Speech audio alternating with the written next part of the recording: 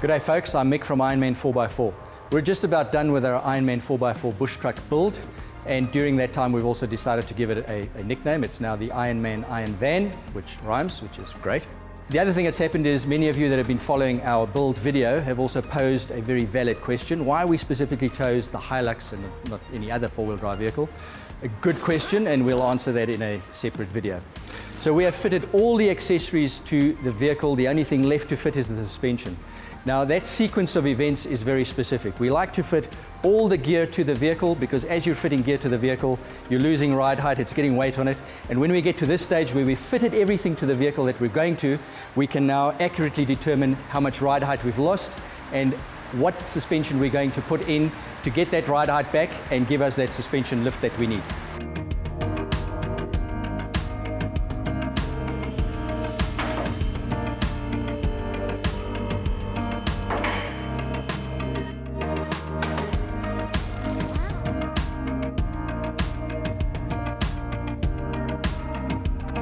Our Ironman Iron Van has got a typical suspension setup of the current crop of dual cab 4x4 pickups. At the rear of the vehicle we have a solid axle which is suspended and located by the leaf spring, and controlling the leaf spring is the shock absorber. Bear in mind that on suspension systems, two components, springs, shock absorbers. Shock absorbers are a bit of a misnomer, they don't absorb shock. The spring carries the load of the vehicle, determines the ride height, and also absorbs road shock undulations in the road. The function of the shock absorber is merely to control the movement or the oscillation of the spring. The better you control that movement, the smoother and more comfortable your ride is. Moving to the front of the vehicle, we have an independent system, which again is typical of just about every four-wheel drive on the market today. Independent meaning that each wheel operates independently as opposed to the solid axle on the rear where the wheels are actually linked to each other directly. And what we have here is we have an upper and a lower control arm that locates the wheel and also controls the movement of the wheel up and down. Suspended on a coil spring that is mounted over a shock absorber. We call this a coil over strut system. So that's carrying your weight, that's controlling the movement, this is holding the wheel in place. And there are certainly extremities as far as the movement up and down is concerned, which we'll have a look at during the fitment. One of the things we often come across when we get vehicles into work on is people that use spacers as a cheap alternative to fitting a proper suspension kit to get some lift out of the vehicle. It's basically a spacer that fits on top of the strut, gives you a bit of lift in front, but there are some really seriously inherent dangers in using the system, especially if you're a serious off-roader. They're serious enough that we thought we'd put a separate video together to show you the do's and don'ts as far as that's concerned. And with that, let's get the suspension fitted.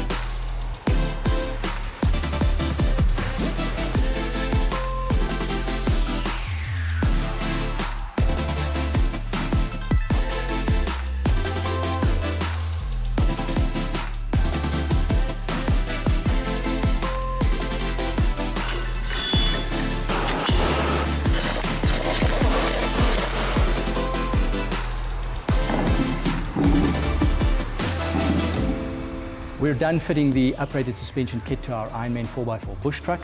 What we found after fitting all of the accessories to the vehicle is that we lost a bit of ride out on the front and the rear of the vehicle. This is to be expected with all the weight that we've added onto the vehicle.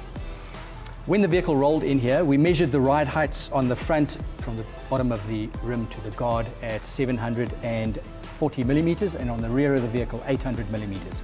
After all of the accessories were fitted, we found we lost 10 mils on the front and about 30 mils on the rear of the vehicle in ride height. But that gave us the opportunity to properly spec what suspension we were going to fit in to compensate for that slight loss in ride height, as well as induce a good 40 millimeters of lift over and above standard. And that's about a nominal lift for this vehicle. It's a safe lift and it won't compromise the reliability of any of the running gear of the vehicle. So after the suspension was fitted, we have ended up with around 800 mils on the front of the vehicle and about 865 on the rear of the vehicle.